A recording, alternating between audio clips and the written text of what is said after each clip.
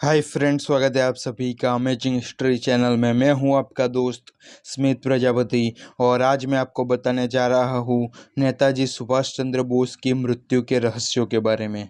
नेताजी सुभाष चंद्र बोस जो हिंसक आज़ादी आंदोलन के इतने बड़े नेता थे और उनका अचानक गायब हो जाना बहुत बड़ा रहस्य है। हमें ऐसा बताया गया है कि नेताजी का अंत भारत के बाहर एक प्लेन क्रैश में हुआ था, पर क्या यह बात सच है? इस बात के तथ्य यह है कि अगर सुभाष बाबू की मृत्यु 1945 में प्लेन क्रैश में हुई तो 20 साल तक उनके घर पर नज़र क्यों रखी गई थी, यहाँ तक कि उनके अवशेषों का डीएनए परीक्षण भी नहीं करवाया गया था। बात है सन 1945 की, जब पूरी दुनिया को यह पता चला कि सुभाष चंद्र बोस अब नहीं रहे। कारण था प्लेन क्रैश। उस समय कई देशों के बड़े बड़े समाचार पत्र और न्यूज़ एजेंसियों ने जिस हॉस्पिटल में सुभाष चंद्र बोस ने अपनी अंतिम सांस ली उसका कवरेज करना चाहा, पर किसी को भी उसकी परमिशन नहीं मिली।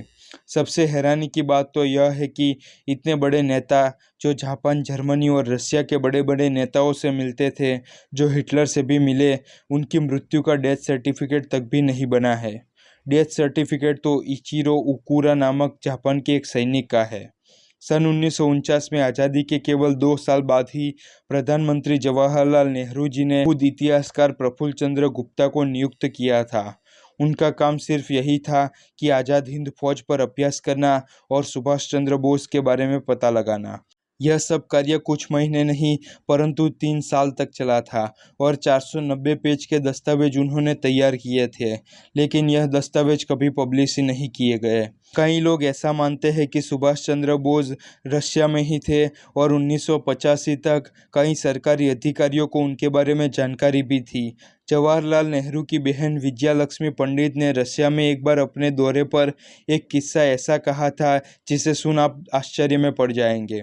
वहाँ के स्थानिक लोगों के अनुसार उन्होंने ऐसा कहा, मैं रशिया में ऐसे व्यक्ति से मिली जिनका नाम सुनकर पूरा देश 15 अगस्त 1947 के दिन आज़ादी के बाद जितना खुश हुआ उससे भी ज़्यादा खुश हो सकता था। भारत सरकार की पहली जांच शाहनवाज खान के नेतृत्व में शुरू हुई। उन्होंने 11 चश्मदीदों समेत कुल 67 गवाहों की जांच की थी। उनकी जांच के प्रमुख 3 निवेदन थे। 18 अगस्त 1945 को ताइहुकू में एक हवाई दुर्घटना में नेताजी की मृत्यु हुई।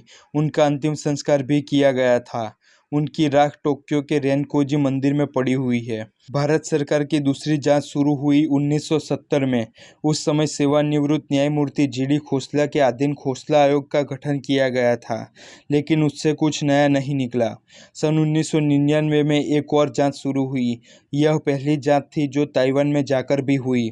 उनके मुताबिक नेताजी की मृत्यु हवाई दुर्घटना में होना मुमकिन ही नहीं है, क्योंकि 1945 में वहाँ प्लेन क्रैश का कोई रिकॉर्ड ही नहीं है।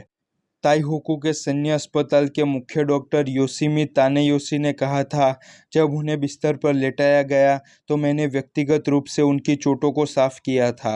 उनका पूरा शरीर व्यापक रूप से जलने से पीड़ित था।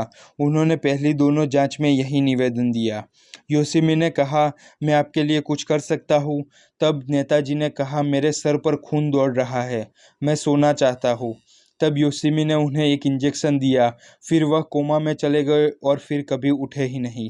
दुख की बात तो यह है कि नेताजी के साथ साथ उनका और आज़ाद हिंद फौज का इतिहास भुला दिया गया।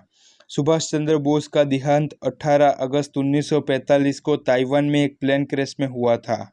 अभी तो यही सत्य है। अगर सच कुछ और भी हो तो हमें नहीं मालूम, पर यह हमारी ओर से उन्हें श्रद्धांजलि है। तो दोस्तों, सुभाष चंद्र बोस का यह वीडियो आपको कैसा लगा कमेंट करके ज़रूर बताएं और लाइक और शेयर करना ना भूलें। नीचे दिया गया सब्सक्राइब बटन दबाकर सब्सक्राइब करना भी ना भूलें।